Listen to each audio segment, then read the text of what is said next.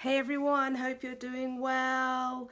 Feels like we haven't spoken to you in such a long time, but this is going to be the first or the start of our weekly Monday talks with me, Michelle Hibbert, at Wellness Adventures Worldwide. So today what we're going to focus on, we are going to focus on travel tips. And so I want to give you some great travel tips if you're deciding to travel between now and December. And then obviously we've got next year if you're planning to go next year. I've got some great tips for you to write down. So if you've got a piece of paper and a pen, I would jot them down and make sure they're in a safe place so you can make sure that you are traveling safe the next time that you have a trip. Hi Corey, hope you're doing well. Hope you had a great Monday, Labor Day Monday. So the first thing I'm going to tell you guys to do is make a copy of your passport, because many of us travel with our passport, and if we lose it, then we are going to be in trouble and be stranded in a country, an unknown country. And so make sure you have a copy of your passport. And what I would suggest is make 2 copies. Leave one with your friends and families, and then take one with you, and make sure that's put in a safe place, because in case you lose your passport, you can then have the option of going to the embassy and getting a new one with your copy. So just keep that in mind, to make sure that you make a copy of your passport, and it's signed as well. Some people forget to sign their passport, so make sure you do those things. Okay, the next thing I'm going to get you to do is to make a copy of your itinerary. Excuse me. And so we know that lots of things are happening in the world, lots of catastrophes, earthquakes, terrorist attacks. We know that these are happening. So it's really good to make sure that we give, again, friends and family, a copy of our itinerary, can't say that very quickly, to make sure they know where we are. Because in case anything does happen, people back where you live will know where you're supposed to be, and then they can contact the hotel and just to kind of find out where you are. So that's really important, that you do have or do give your family members a copy of your itinerary, so everyone knows where you will be. Hoping that they're not going to check up on you every 5 minutes, but just, as I said, just a precaution, because we know that things are happening in the world, and so it'd be good to just know where our loved ones are. Now, the third thing I think is very important, that people do not think is important, but I do. Travel insurance. And everyone goes, oh, travel insurance. So let's just talk about travel insurance and why it is important. And this is an important travel tip. Now, we all don't want anything to happen whilst we're away, but things can happen. And unless we have an undisclosed amount of money in a bank account that's at our disposal, travel insurance is the best thing that you can purchase, because it will cover you for medical. It will cover you for if you lose your bags.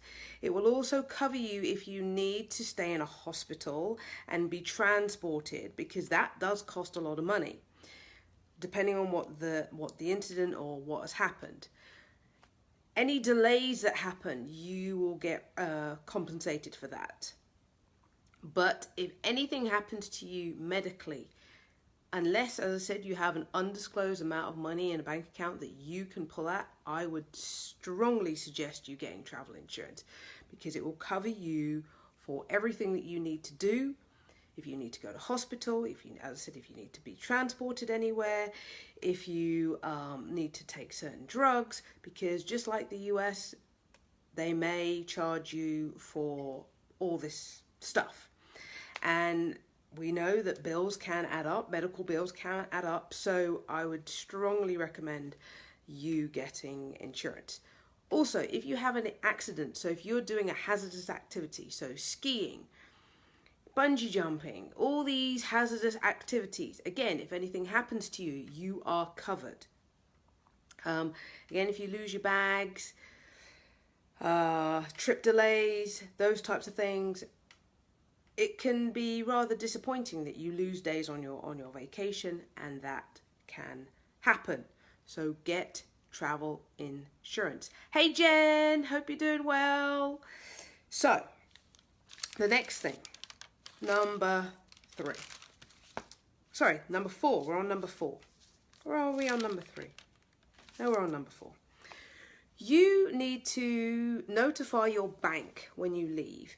Now, I know this is probably the last thing that you think of. I normally call my bank up the day that I'm leaving because I always forget. But it is the best thing for you to contact your bank to let them know that you are traveling. Because if you're going to use your debit card, you need to let them know before they cut it off. Because if they cut your access off to your money, then you are not going to be a happy camper. So always notify your bank a couple of days before. Don't be like me who does it on the day of, but notify your bank that you are traveling.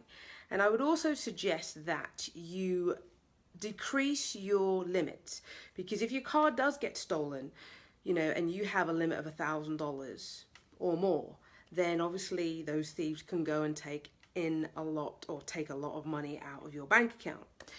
So decrease your limit, so maybe to 500 or 200. I know that's a pain for you because then you can't spend a lot, but it's going to help you in the long run to make sure that not more money is taken out of your bank account. Also, make sure you inform your credit card that you are going to be traveling. Again, if that gets stolen, they'll know that you are in a certain country. They may even FedEx you a new card within 24 hours. I know some credit cards are really good at helping passengers get a credit card and so forth. So tell them that you are traveling, and they're going to ask you which countries you're going to go to.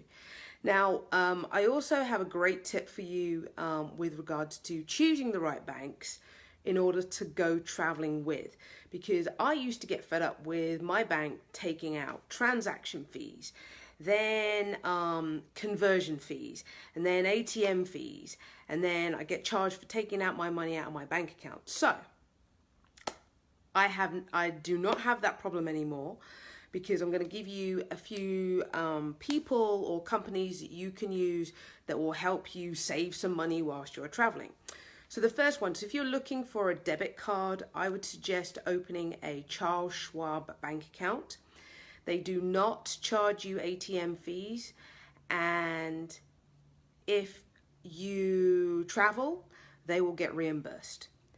If you want to use your card to purchase any items, they again will waiver the foreign transaction fees and everything like that. So you don't have to think about, am I going to get charged for taking my money out of my bank? No.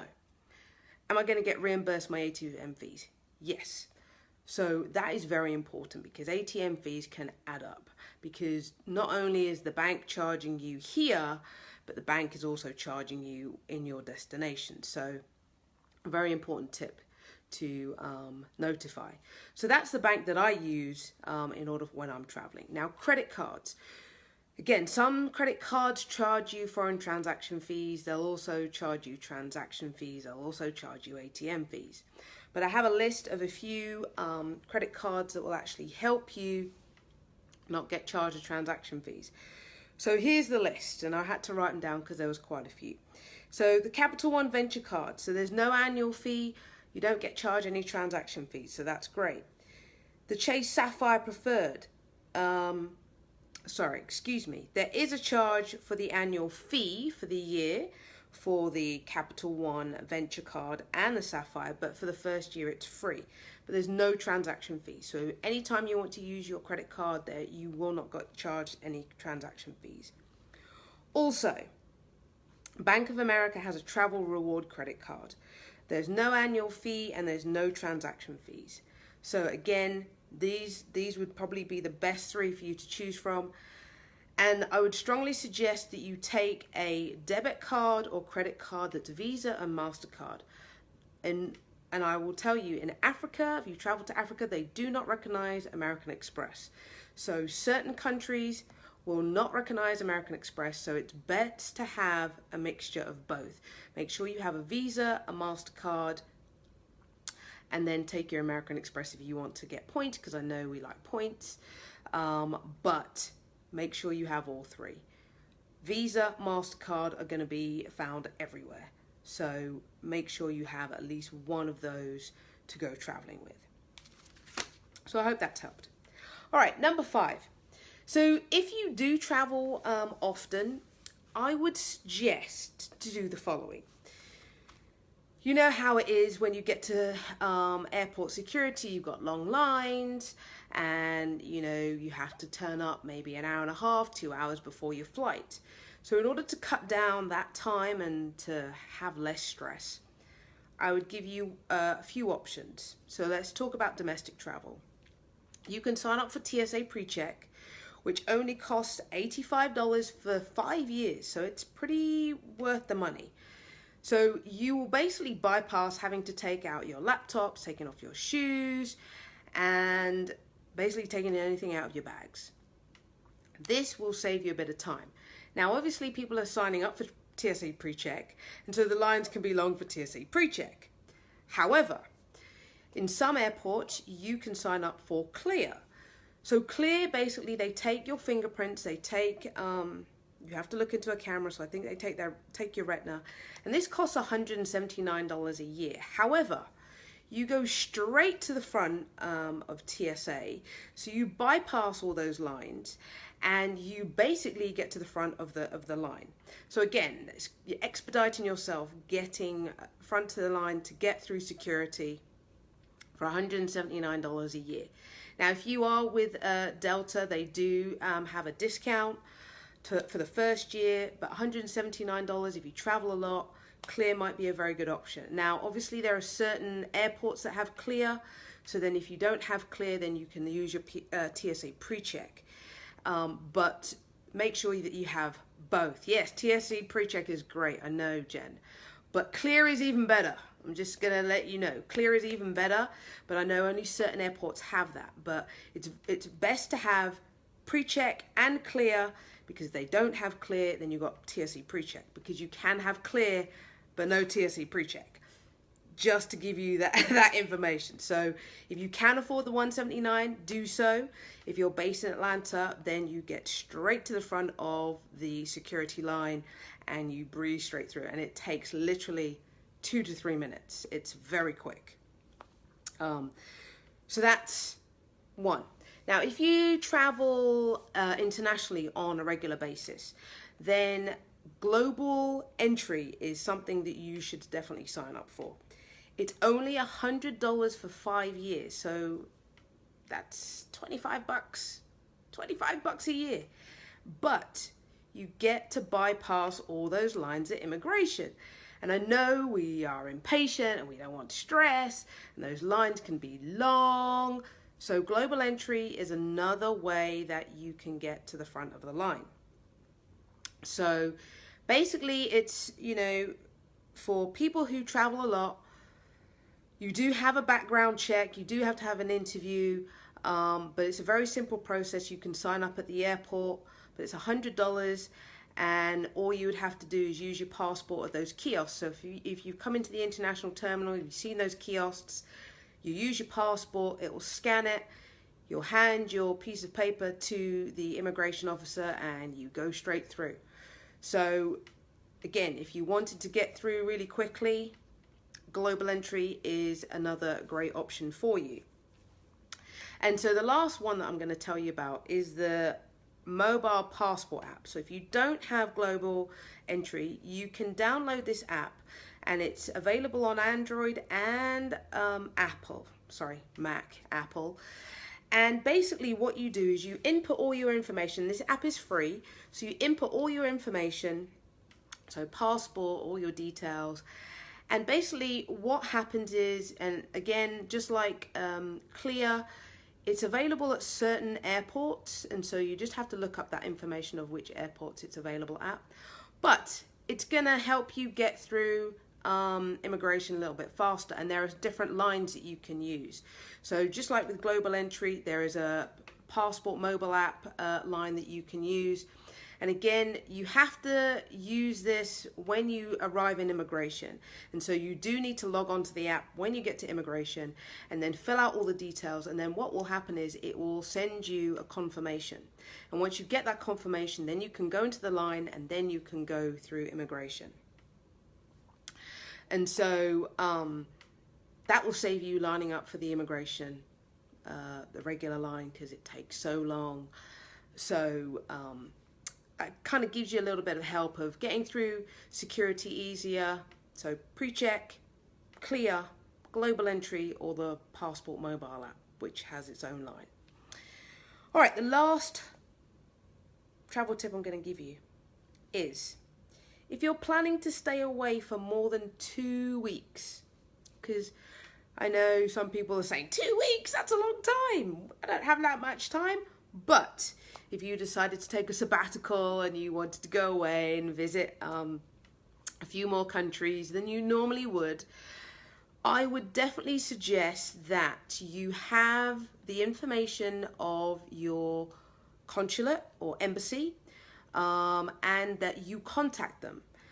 Because, again, lots of things are happening in this world and it's very important that we keep ourselves safe. And so having those details of our local consulate and where the local embassy is in those particular countries, I think is very, very important. So whatever nationality you are, whatever passport you have, make sure that you do check in with your consulate and embassy, just so they know that you are in that country, wherever you are. And as I said, if you're traveling for over 2 weeks, please make sure that you have those details, because in case of any emergencies, you want to make sure that you can get there, because they'll help you. Even if you lose your passport, again, you need to have those details of your consulate. So I think I've given you 5, maybe 6, because I wrote them all down, but I think I numbered them incorrectly. But I hope that gives you some great information. It's very easy tips. If you didn't write it down, it's okay. I can list them in the comments. So it's very easy. But I hope you found this interesting. And I hope you do take some of these tips. And so let's just recap. Passport, make sure you have a copy of your passport. 2, make sure you have a copy of or you give your friends and family a copy of your itinerary. 3, travel insurance. If you need help on travel insurance, we can give you some companies to look at. 4, make sure that you contact your local embassy or consulate wherever you are traveling. And 5, if you are wanting to get to the front of the line and save time, sign up for TSA PreCheck, sign up for Clear, sign up for Global Entry if you travel a lot internationally. And then, if not, then use the mobile passport app, which is only available to actually US citizens. So if you're a US citizen, you can use it. I can't use it because I'm a permanent resident, but it is for US citizens only. So, my last one. So there was 6. Make sure you notify your bank and credit card company, and then please go and check out those credit cards and the companies that I suggested as well to help you save money, because we always want to save money. We don't want to be charged transaction fees and we don't want to be charged ATM fees. So make sure you save money. But I hope you found this interesting. Again, we will be live next week, next Monday, and we will be interviewing Janie from Studio 348. And so that's a one-on-one personal training studio in Marietta. And in fact, we are going to be in Belize, so we're going to interview Janie from Belize, so that'll be cool. But we're going to show you some pictures and some videos from Belize, so please look out for that. And we hope you have a great evening and have a great working day tomorrow, because it's Tuesday, not Monday, because I know everyone's going to be all crazy thinking it's Monday, but it's Tuesday. And hope you've had a great Labor Day, and we will see you soon. Bye-bye.